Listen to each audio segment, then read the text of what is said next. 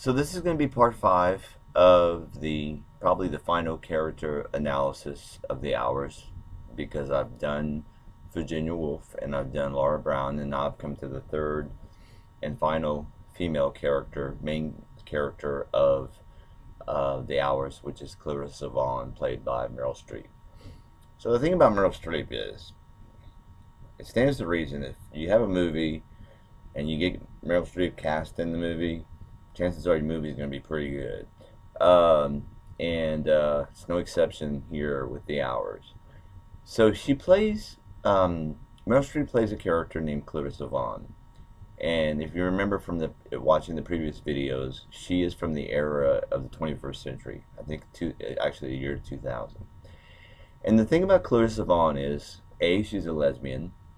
She's in a relationship with a woman named Sally, played by Allison Janney, who just won an Oscar for Best Supporting Actress for the Tonya Harding movie, which I love or want to see, but it's not playing here in Lafayette.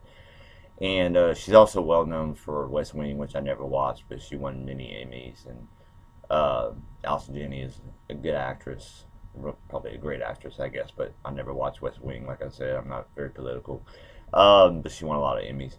And she has a very small part, but she is Clarissa Vaughn's love interest, and they obviously don't have a very good relationship.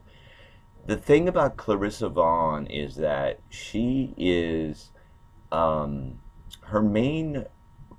Okay, first of all, the movie starts with her going to buy flowers, which is reminiscent of Virginia Woolf's book, Mrs. Dalloway, where the first line, remember, is Mrs. Dalloway said she would buy the flowers herself. So what Clarissa is doing is she's giving a party for a man named Richard. And he's a man that she has been taking care of. He has AIDS and he's dying. And he's a poet. And he just won a Carruthers. Is that what? Carruthers Award? No. Wait, let me think of the movie. I should have gone back and watched it again. He's just won the Carruthers. I think that's the name of the award. But anyway, it's the best award you can win for a poet. It's the best prize, and he's written it for a lifetime of his poetry. And Richard is played by Ed Harris, who was nominated for Best Supporting Actor. He gives a brilliant performance. And what he does with Clarissa is he challenges her like all the time. And one of the things that I love, one of the scenes I love so much, is when he says he calls her Mrs. Dalloway, Clarissa Dalloway. And he says, like, when he knows that she's getting ready to give this party for him, and getting this party ready, he's like, Mrs. Dalloway, always giving parties to cover the silence. And she's in the kitchen filling up some flowers, filling up a vase of flowers, and when he says that line, she does this look like she just kind of stops herself and what she's doing, because she knows it rings true. And I think a lot of people, whether they give parties or they're party people, not like me at all, they keep themselves busy with stuff like that. Once again, to cover the silence. I don't hope my parents aren't watching this because I don't want to offend them, but my parents, for example, watch TV a lot, like pretty much from sun up to sundown. And for them, it's entertainment, and I understand that. I accept that. I watch a movie, a DVD or whatever, but I don't watch anything on the TV, television shows or anything like that. So my TV's not on, all the time. And I guess for me, it's like, I don't know, I just find it a waste of time. But for my parents, it's complete entertainment. But are they watching TV to cover their silence? The silence, that things that they don't want to hear. Like a perfect example of this, like I said, once again, I don't mean to put my parents on the chopping block, but like my mom, when she says her rosary, she says it with the TV on. And it's whether you're doing a rosary or you're doing your prayer or meditation, I mean, it's very important to be quiet when you do that, so that you can hear God speak to you. And I think even Dad called her out on that one time and said, you're saying the rosary, but the TV's on. And it's just, like I said, it's not a judgment call, but we do, a lot of us do this. We cover our lives with things externally, and keeping busy maybe is one of those things, so that we don't have to, go inside. And God has gifted me with the ability to go inside and look at some stuff, that some people don't want to look at. But also, I'm not perfect. I never claim to be. So I know there are some things that I've not looked at inside, and things I've not worked on. So sometimes I will find myself, like, for example, smoking. Like, I want to quit smoking, but I find myself almost chain smoking sometimes, because I'm anxious and I'm nervous. And what am I nervous about? Well, I'm lonely, um, you know, or something's going on that I might be in denial about. Perfect example of this is my prayer. I posted a prayer on Facebook about my health, because my parents came to pick me up one day at my apartment to take me to the hospital, because they were convinced that there was something wrong with me. And I told them, I said, "You're on your way to come pick me up in the hospital?" I said, "Well, I won't be here. I'm leaving right now." That's how much I didn't want to go to the hospital. And I gave them the reason that I didn't want to go to the hospital, because A, I already have medical bill debts, so I don't want to go to the hospital. But B, I didn't want to be put in the mental hospital again. So anyway, so I'm getting way off track. So Clarissa Vaughn is a character who's taking care of Richard, who's dying of AIDS. And we get the feeling that here she is in this relationship with Sally, and she doesn't give Sally like nearly probably half the attention, or three-quarters of the attention that she gives Richard. Now, her and Richard had a romantic relationship. I mean, he's a homosexual, but when they first met in college, they had a relationship. They had a sexual relationship, and so we don't know what's the story about how she came from having a relationship with him to, I guess she, like some people, realized that she really loved women instead. But so anyway, so Clarissa goes through this journey in the film, of taking care of Richard. And I don't want to give too much away, but in the end, we find out that the son of Laura Brown, I talked about, Richie, the little son that she was taking care of, that's who Richard is. It's Laura Brown's son. So when something happens, a tragedy happens, Laura Brown, who's the mother of Richard, shows up at Clarissa Vaughn's house. And they have a exquisite scene at the end of the film where we find out about Laura Brown abandoning her family, and how her and Richard didn't speak much.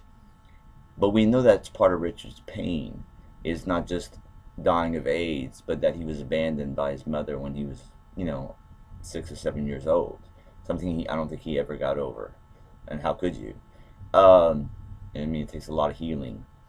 But Laura tells Clarissa has a daughter, by the way, and she tells Laura that she doesn't know who the father is. And I always wondered, like, is Richard the father? But why would she say, like, I don't know who the father is? So it stands to reason that her and Sally got together and wanted a child, but probably did that whole whatever artificial insemination thing or whatever, or found a donor or whatever. But she has a daughter, and I've been trying to think of the actress's name.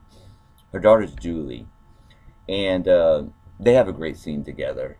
She talks about, well, I don't want to go too, like I said, too much detail, but the thing to know about, once again, what makes The Hour so great is that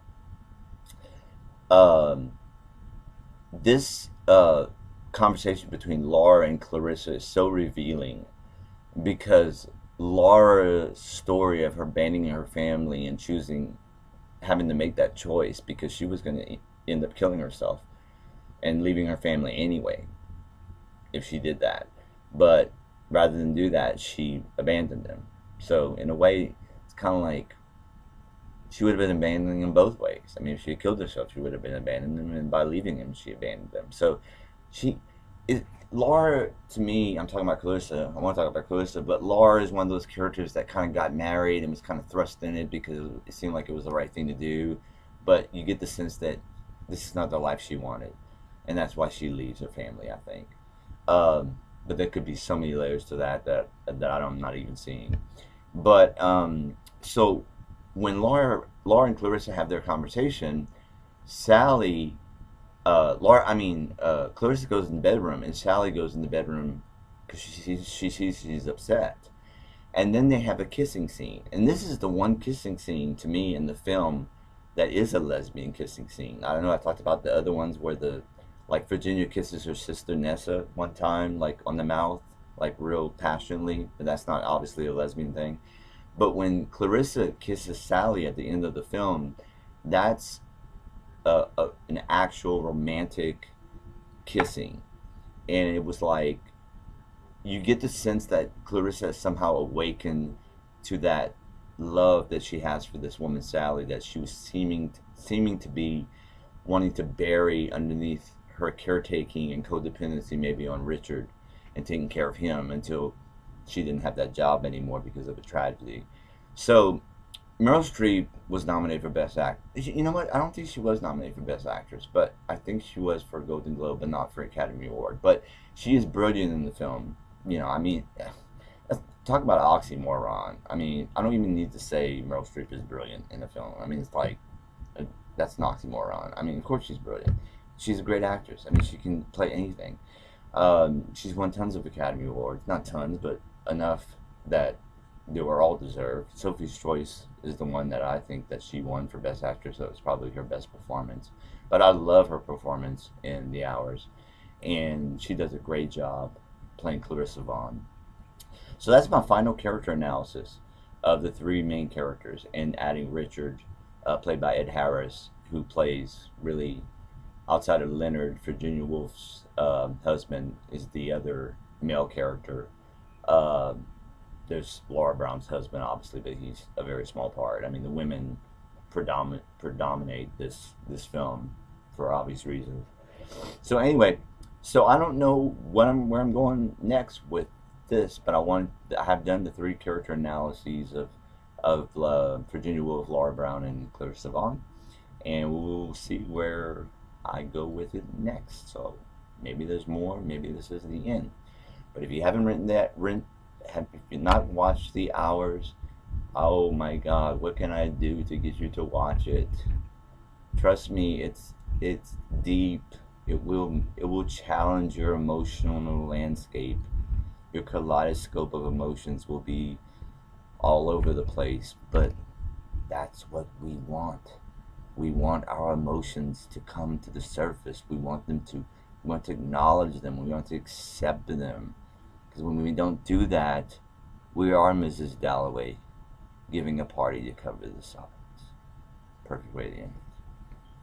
Have a blessed day. And if you see my posting about my prayers about my health, please, once again, keep the prayers coming. I'm doing my best. I'm eating shakes, 3 shakes a day. It's going to take some time to put the weight back on. I lost quite a bit. Love you. Bless you. And have a wonderful Sunday. Hope you didn't lose too much sleep. I forgot about it. Thanks to my mom. She reminded me about the spring forward stuff. Wow, this went on long. All right. Bye-bye.